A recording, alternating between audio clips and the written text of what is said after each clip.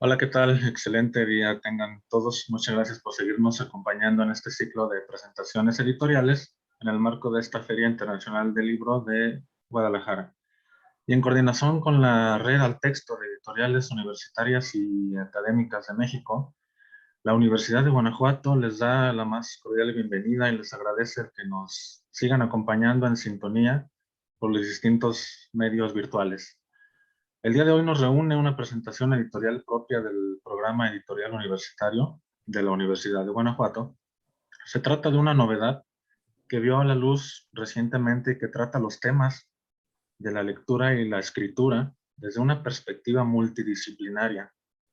Estoy hablando de la interculturalidad en el desarrollo de la escritura y la lectura, para lo cual me acompaña la coordinadora del libro, la doctora Ireri Armenta Delgado. Gracias por estar con nosotros, doctora. Gracias. Y la doctora Ergana Petrova, también gracias, doctora, Gracias. quienes conversarán en torno a la naturaleza y alcances de esta publicación.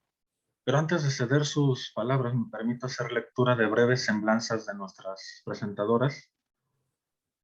La doctora Ireri Armenta Delgado es profesora investigadora del Departamento de Lenguas de la Universidad de Guanajuato. Cuenta con un doctorado en lingüística aplicada de la Universidad de Christ Church, Canterbury, Reino Unido. Actualmente imparte clases en los programas de la licenciatura en la enseñanza del inglés, licenciatura en la enseñanza del español como segunda lengua y en la maestría en investigación educativa de la Universidad de Guanajuato. Su principal interés en la investigación se enfoca en estudios sobre la diversidad cultural, con particular énfasis en los temas de lenguaje y cultura, comunicación intercultural y cosmopolitismo cultural.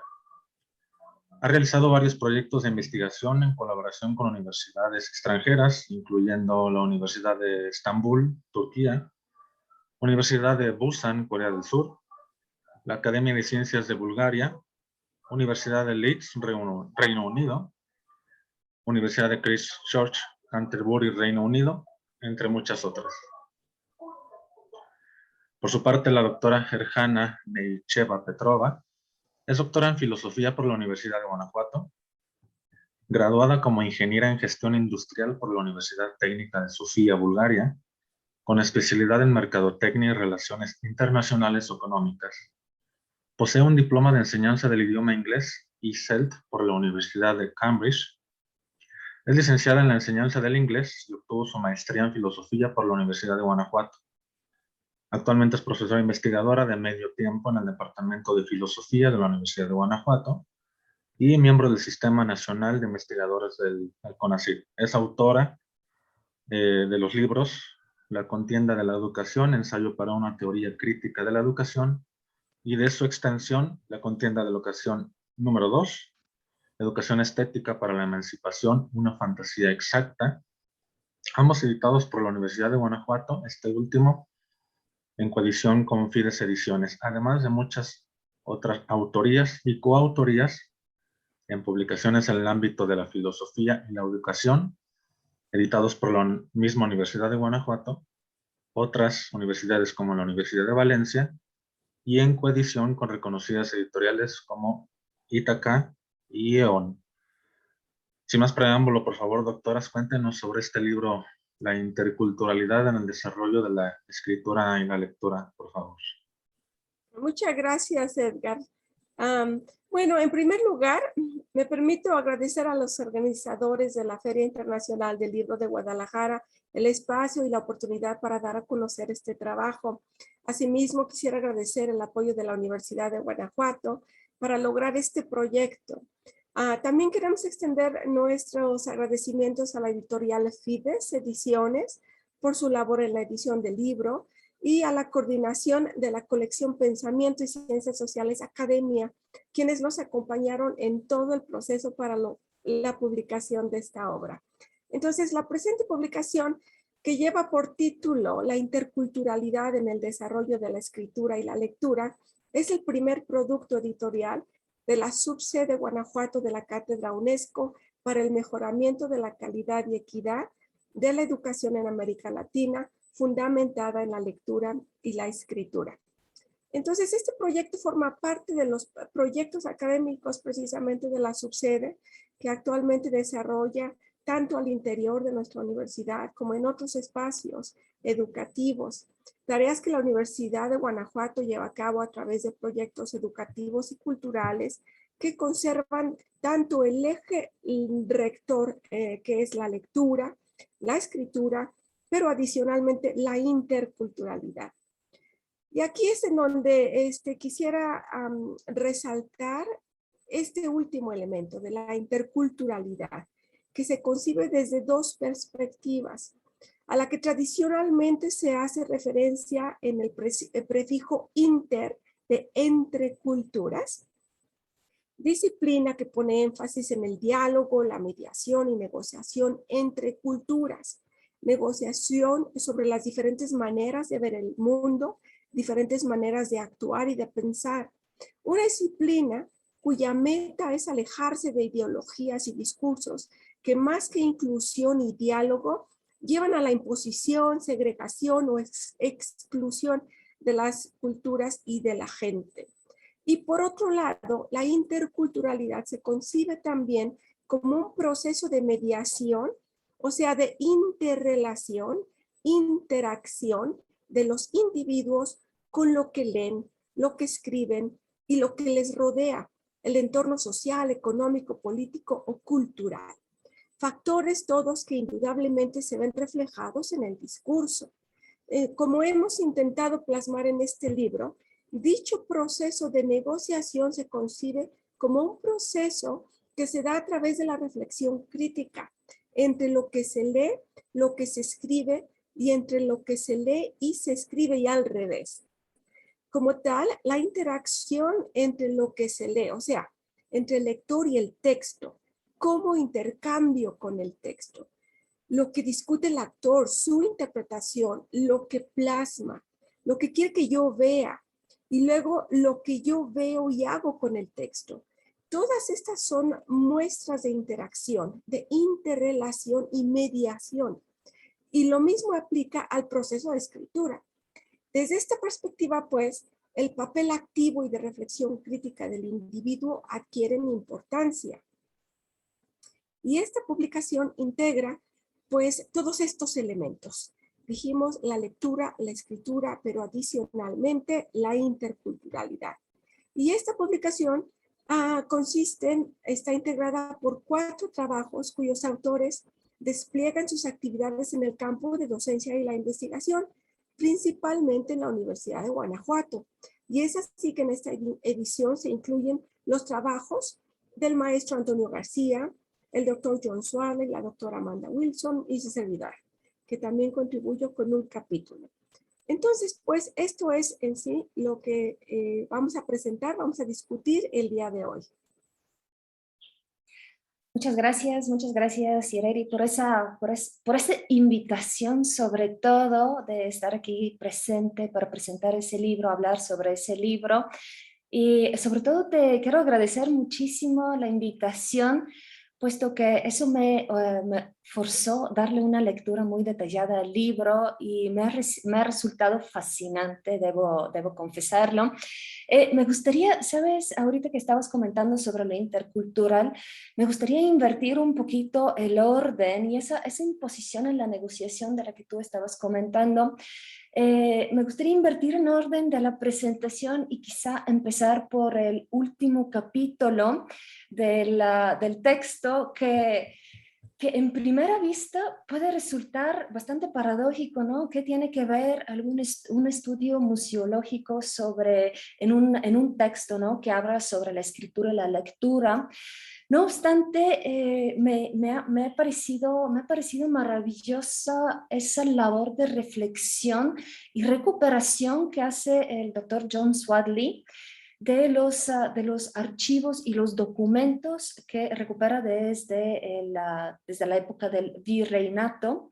Y sobre todo ese descubrimiento, cómo pone al descubierto el conflicto intercultural y de género de la época, ¿no? Algo muy, muy interesante entre las monjas novohispanas y los prelados españoles. Y cómo es, bueno, esos mismos prelados españoles quienes demandaban una renuncia de la vida particular y disciplina en la vida eclesiástica, ¿no? A través de esa reflexión crítica en torno a los archivos recuperados, el doctor John Swadley nos da cuenta de la censura de los villancicos, y no solamente de los villancicos como cantos, sino que del uso de ciertos instrumentos para imponer nuevas normas dentro de la propia vida eclesiástica. Y bueno, me resultó muy interesante un pasaje que me gustaría, si me permiten, referir aquí, que es un pasaje del Cuarto Concilio Provincial Mexicano del año 1771. Y voy a citar, dice así: el canto llano o gregoriano es el más grave y propio de los templos, y no el figurado en que se introducen arias, sainetes y cantos propios del teatro, y que tienen más moción para acordarse del mundo, óperas, teatros y bailes, que para ejercitar la devoción de los fieles.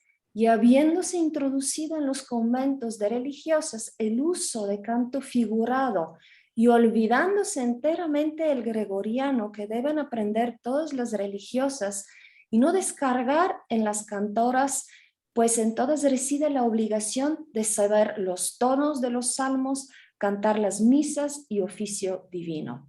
Manda este concilio que de hoy en adelante solo se admiten para canto las que sepan canto llano, y deben enseñar a todas las novicias y jóvenes, y que se destierren del coro de las religiosas los instrumentos de violines que son impropios e indecentes a las religiosas, y se ponga todo el esmero a tener buenas organistas y maestras de canto llano, suprimiéndose, como desde ahora se suprimen las plazas de músicas e instrumentos impropios del coro de religión. Me resulta el ejercicio que hace el doctor John de recuperar todos esos archivos y esa reflexión en cuanto a la postura de los prelados españoles durante la época de la Nueva España, representa justamente ese conflicto entre las culturas del que estabas comentando, y del cual nos habla todo el libro realmente, y no solamente de conflicto entre las culturas, sino de la reflexión propia sobre nuestra propia cultura, ¿no? De dónde venimos nosotros, de dónde nos ubicamos, dónde nos situamos. Yo creo que por eso me fascinó ese último capítulo, precisamente por ese enfoque tan distinto y tan poco ortodoxo, ciertamente, de ver y representar un conflicto intercultural, ¿no? Y sobre todo y de género, que nos está representando el doctor John Swadley. Sí, y abonando a lo que acabas de mencionar, y que se retoma también en este artículo, es precisamente esa tensión, el conflicto que se genera, el que esta norma, lo que llamaban norma, la manera tradicional de ejercer la devoción religiosa, contra una nueva forma de la Nueva España, ¿no?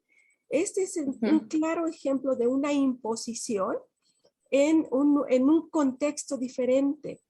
Y entonces, contrario a la vida común, que era el estilo de vida austero propuesto por los clérigos españoles, pues era la vida particular, que era, y también aquí cito tal cual lo escribe el doctor Swadley en su artículo, la vida particular, que era la tradición de los conventos novohispanos, en la cual las profesadas recibieron una mesada para cubrir sus necesidades.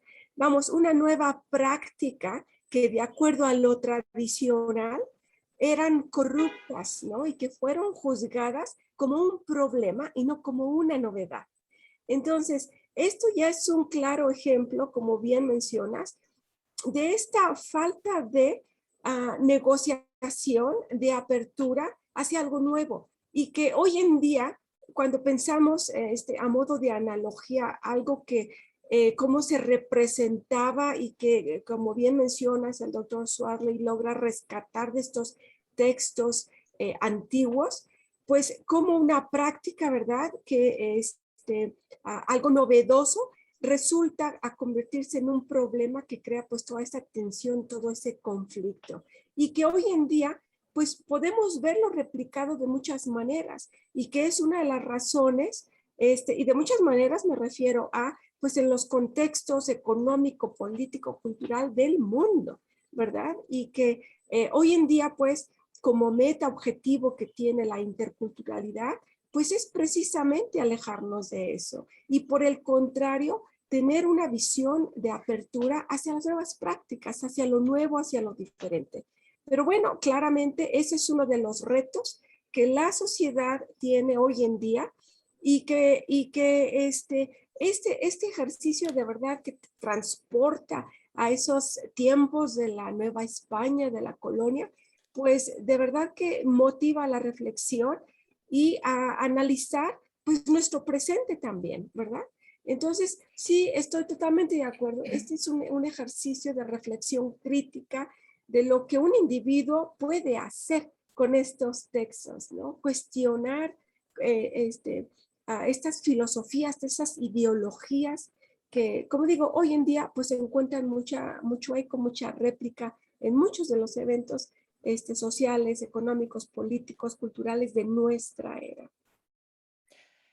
Sí, de hecho, bueno, también en el texto, en el artículo, bueno, que es el que forma el primer capítulo del libro, The Power of Storytelling, Strategy for Developing Writing and Critical Reflexivity, también, también abordas esa problemática de, por un lado, de la reflexión que tienen los propios jóvenes profesionales en el ámbito educativo sobre su práctica docente y esas normas con las cuales ellos se tienen que enfrentar.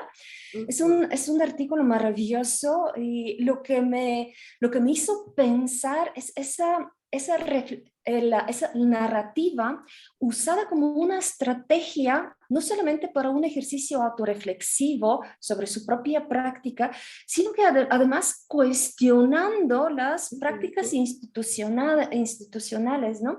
Institucionalizados. Cuando hablamos de la enseñanza del idioma inglés, a la par con la enseñanza del idioma inglés, procuramos enseñar o mostrar una muestra de esas tradiciones y culturas.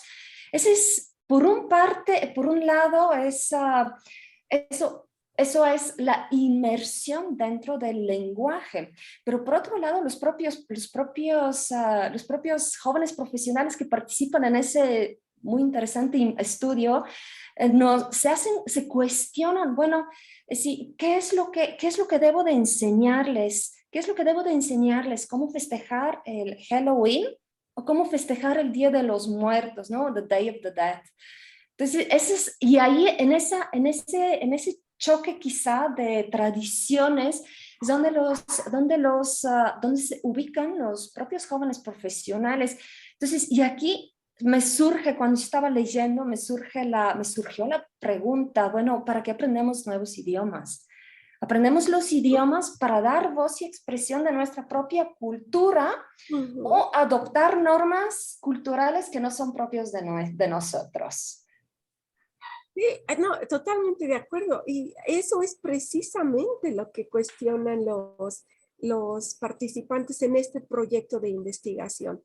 O sea, es precisamente hacer algo con lo que, digo, moviéndonos un poquito y como digo, los ejes, ¿no? Que se trabajan en estos trabajos, pues precisamente involucran la lectura, la escritura, la interculturalidad. Entonces, aquí me parece que es en donde vemos todos los elementos, cómo estos se integran, se compaginan, de tal manera que estos jóvenes que tú describes y que son jóvenes que en el futuro se dedicarán a la enseñanza del inglés, pero quienes están aprendiendo su práctica a través de, pues, toda la información que ellos, toda la teoría sobre métodos, estrategias, técnicas para la enseñanza que vienen pues de países anglosajones. Tal es el caso que el Reino Unido, propio Estados Unidos, pues son los dos países que llevan a la vanguardia todo el material que se ha generado alrededor de esta disciplina, de esta profesión. Entonces, ¿qué diferencia es que un alumno, por ejemplo, se informa de esta teoría, pero la coge sin cuestionarla y así la aplica, lo cual puede llevar y lleva en muchos casos a el fracaso, porque están aplicando teorías o métodos desde los temas que se sugieren que se aborden y que no se relacionan con la cultura del país en donde trabajan, del país, del público, de la audiencia, de los alumnos futuros con quienes estarán trabajando. Entonces, aquí ya esto nos llama la atención hacia precisamente la necesidad del ejercicio de la reflexión crítica de lo que leemos, ¿verdad? De cuestionarlo, lo cual se ven haciendo a través precisamente de relacionarlo con sus propias historias, sus historias personales, sus historias profesionales, cuando se ven confrontados pues con materiales que fueron diseñados en contextos diferentes para públicos diferentes y que entonces pues no les aplica a ellos de la misma manera. Y entonces pues están ahí reflexionando sobre estas cuestiones, problematizándolas. Y entonces, ¿qué sucede con el ejercicio de la escritura? Que es efectivamente el propósito de esta investigación. ¿Cuáles son las estrategias que los individuos aplican en el momento de la escritura? Y como se evidenció en este trabajo, en el momento en que el individuo relaciona su experiencia profesional, su experiencia de vida, su historia, en ese momento, vamos, el discurso fluye al grado de que la reflexión crítica se resalta, brota, y entonces aquí están estos discursos, estas narrativas que en este trabajo pues se van presentando y que nos dan muestra precisamente de estos procesos que aquí estamos discutiendo. La reflexión crítica, este proceso en donde el individuo cuestiona estos discursos, estas narrativas, estas ideologías y las cuestiona a través de su experiencia y dándonos ejemplos. Y aquí me gustaría, si me permites, Gergana, compartirles un pequeño fragmento de algo que los propios participantes expresaron en esta investigación y que tiene que ver pues con el uso de metodologías técnicas que son diseñadas en otros países y que son motivados estos profesores, estos futuros maestros, a aplicarlas, a utilizarlas en su contexto. Entonces, pues, dice uno de los participantes, mi currículum, mi libro de texto incluye lecturas, audios, experiencias o anécdotas, las cuales son muy particulares de la cultura americana o cultura británica. Entonces, los estudiantes se sienten desconectados porque no les pertenece a ellos.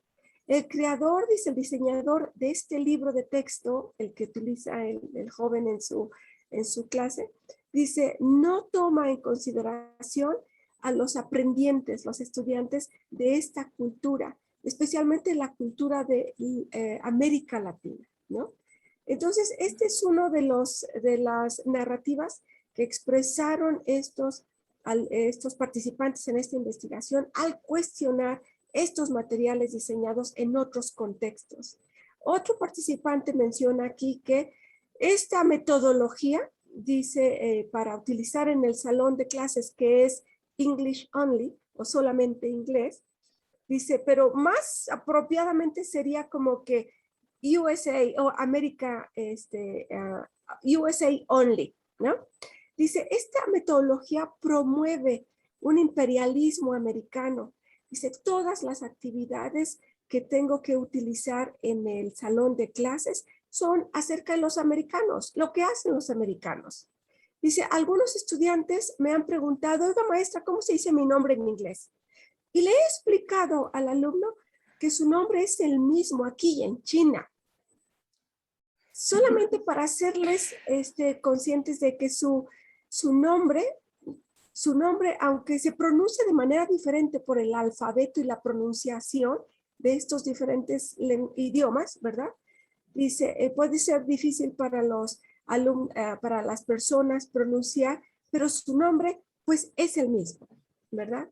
Entonces, historias como estas hacen ver de verdad este grado de reflexión crítica que lleva precisamente el relacionar la historia propia, ¿verdad?, contra lo que uno lee y que hace, por otro lado, motiva a que el discurso fluya, a que la pluma se suelte, a que los individuos escriban, que es pues este objetivo que nos hemos formulado en esta cátedra UNESCO en la Universidad de Guanajuato. Sí, lo cual nos lleva al texto que nos presenta el maestro José Antonio García y de lo importante que es reflexionar sobre el potencial que tiene la escritura creativa. Lo que nos mencionas tú en el primer capítulo es dejar fluir en esas narrativas a la experiencia vivida, no enjaularla, no ponerla en términos formales de una escritura, sino realmente compartir, lograr esa reflexión libre de la experiencia vivida. Y eso es algo que el maestro José Antonio, en totalmente diferente contexto, es lo que también rescata y resalta, ¿no? Por un lado, permitir a los estudiantes motivarlos hacia la creatividad, tener una visión, una visión más amplia del mundo, de las posibilidades para poder expresar, escribir, pero también, sobre todo, quizá yo creo, el ambiente, crear un ambiente de creatividad, para la creatividad. Suena muy difícil y también el propio José Antonio lo señala, los maestros no son escritores. Entonces, si no somos escritores, ¿cómo vamos a potencializar esa capacidad de creación de nuevos textos literarios, además, ¿no? Entonces, y nuevas formas, y lo que él señala y lo que él reflexiona es sobre, bueno, por un lado, el potencial que tiene la escritura creativa como una herramienta pedagógica para desarrollar las habilidades lingüísticas del estudiante y de la interacción intercultural. Y por el otro lado, de las dificultades, ¿no?, que habrá que superar en el ámbito escolarizado. Por supuesto que nosotros tenemos todos los formatos, hay que escribirse así, hay que cumplir con las normas de una sintaxis. Y no obstante, dentro de creando ese ambiente favorable, permitiéndole a los estudiantes a fluir en la narrativa, en los textos, es permitirles el desarrollo y el uso del lenguaje. Aquí, bueno, me gustaría citar a un autor al que recurre el maestro José Antonio, que se llama Casani, que nos dice: componer un escrito no solamente requiere el uso de la habilidad de redactar, sino también de lectura, comprensión, y se debe incluir la expresión oral. Pero de estas tres habilidades, escribir es quizá la habilidad lingüística más compleja, porque exige recordar las otras destrezas para desarrollarla. sea, el proceso de complejidad luego como que solemos invertir un tanto el proceso y nos centramos en la escritura olvidándonos, dejando a un lado la importancia de lo que representa una lectura crítica, una lectura que reflexione sobre el texto que se está revisando, se está leyendo, y no meramente asumirlo como algo informativo. Y eso es lo que recupera lo que recupera el maestro José Antonio García, y me parece una reflexión muy a profundidad en torno a esas dificultades que nos enfrentamos cuando pensamos en pensamiento, en escritura creativa, ¿no? En pensamiento creativo. Y como dice Casani, ¿no? Lo más complejo es la escritura porque exige recordar las otras destrezas, las otras habilidades para poder desarrollarla, llevarla a cabo.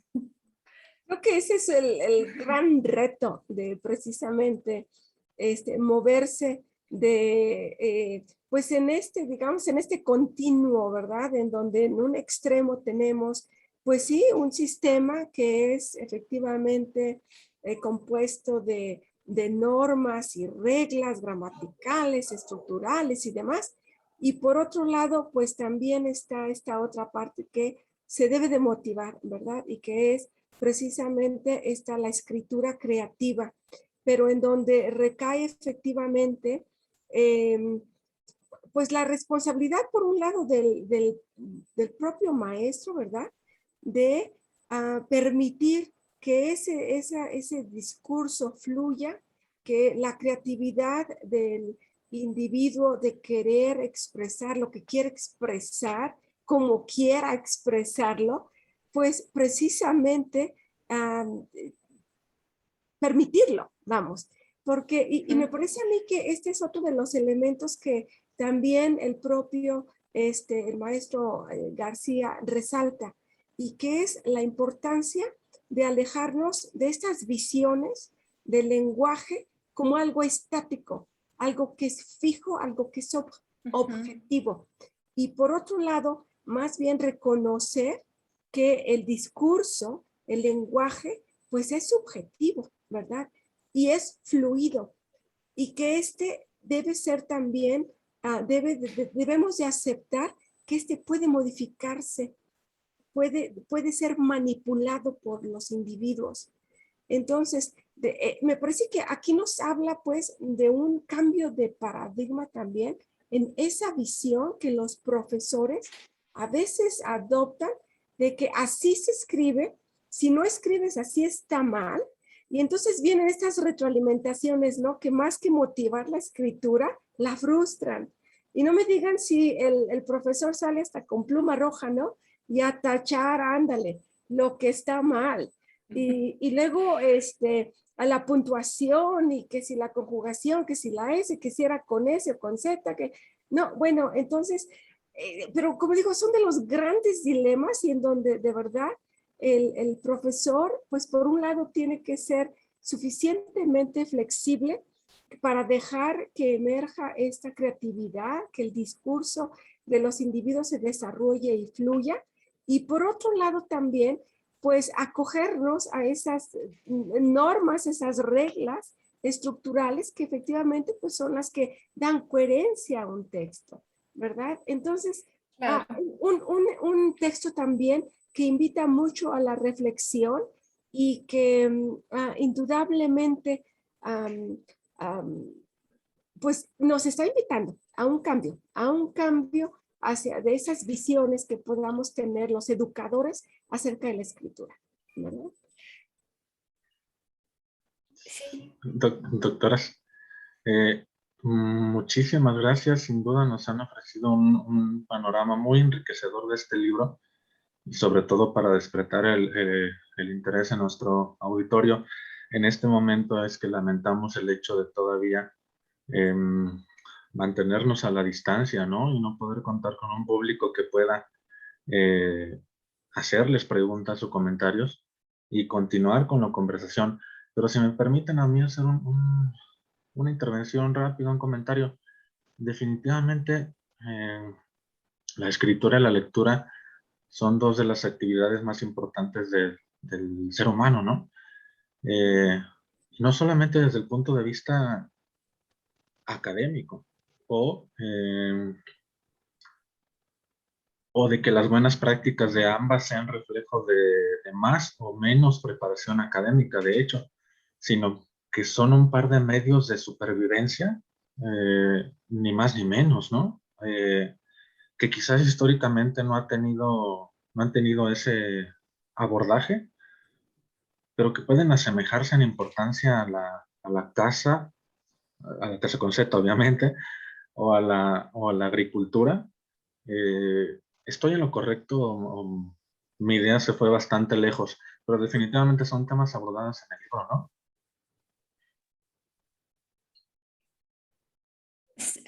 Bueno, antes de darle la palabra a Ireri, quien seguramente querrá comentar algo al respecto, pero sí, totalmente de acuerdo contigo, Edgar. Lo que estás señalando es el tema fundamental de los artículos, la problemática. Bueno, varios de los autores citan a Lev Vygotsky, refieren a Vygotsky, quien afirma que para comprender una lengua es preciso comprender a los habitantes, a sus habitantes. Entonces, cuando hablamos de escritura y lectura, que ese ha sido el eje central también de nuestras actividades dentro de la cátedra de la UNESCO, el fomentar el desarrollo de las habilidades de pensamiento crítico, de lectura crítica, de escritura.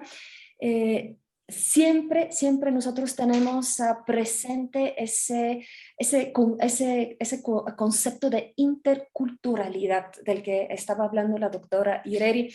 A mí lo que ahorita quizá, bueno, por el tiempo muy breve, pero muy brevemente lo voy a mencionar, pero algo que me pareció fascinante y es un ejemplo de la problemática con la que nos enfrentamos en la segunda lengua es el descubrimiento que nos presenta la doctora Amanda Wilson en su capítulo, quien hace un estudio en el que participan 7 estudiantes de la licenciatura de la enseñanza de inglés, y curiosamente es un estudio de traducción de un texto académico, y curiosamente resulta que pese a que el español es la lengua materna de los participantes, ellos se enfrentan en una problemática de no poder traducir el texto.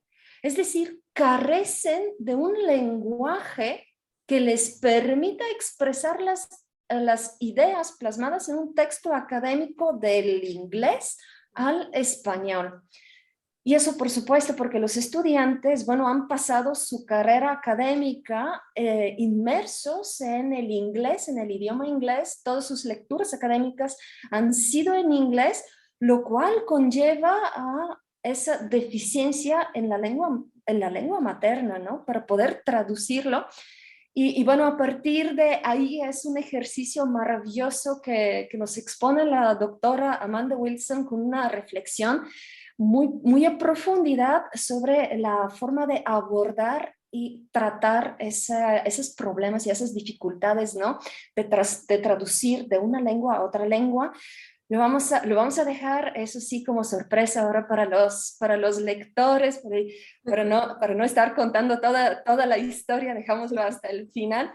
Pero en efecto, esos son de los problemas con los cuales los docentes nos enfrentamos en cuanto se habla de lectura y de escritura, porque sí están ligados, están ligados. Y eso claro lleva a resaltar lo que ya expresaba el propio Edgar, ¿no? En su planteamiento. Cómo estos alumnos que toda su trayectoria académica en esta trayectoria de 4 años, han desarrollado su habilidad de escribir, de hablar, de leer en inglés. Y cómo la lengua materna, que no fue desarrollada en la escritura, en la lectura, en el lenguaje hablado, cómo les frustra. que no tienen estos recursos lingüísticos para poder expresar lo que en inglés logran hacer con éxito. Entonces, claro, la lectura y la escritura son dos competencias indispensables para el desarrollo de una sociedad, ya no solo del individuo, de la sociedad completa. Por eso el gran esfuerzo, pues sí, de todos los gobiernos, de todo el mundo, de la Cátedra UNESCO, que queremos que llegue, que la escritura, que la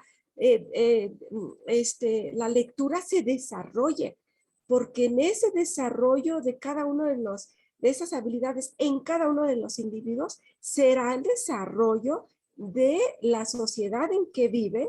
Y aquí empezamos en círculos, ¿no? De la sociedad en su estado, en su nación, en su continente y en el cosmos, ¿no? Ya pensando en un mundo cosmopolita.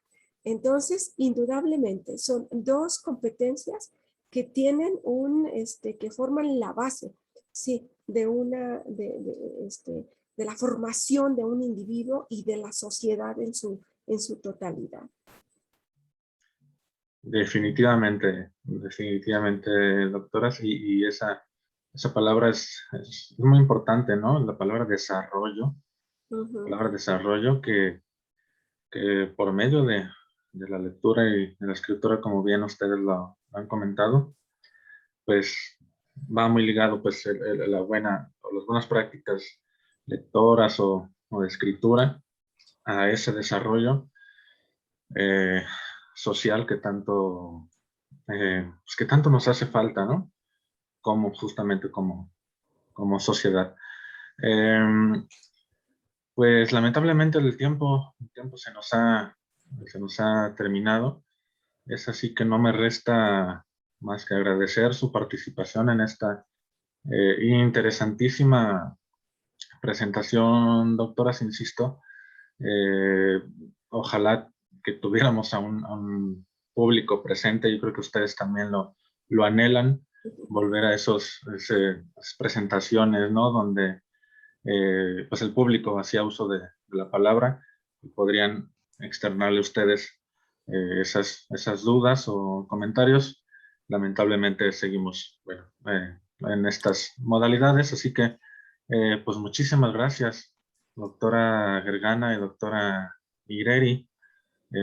Gracias por acompañarnos, y a quienes nos sintonizaron, recomendar, por supuesto, la lectura de La interculturalidad en el desarrollo de la escritura y la lectura, disponible para su compra por medio de la página de la tienda en línea de la Universidad de Guanajuato, que es libreriaug.ugto.mx, donde encontrarán este título disponible.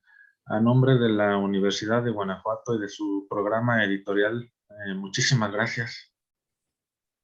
Muchas gracias, Edgar. Muchas gracias, Gergana. Qué gusto. Muchas gracias. Gracias.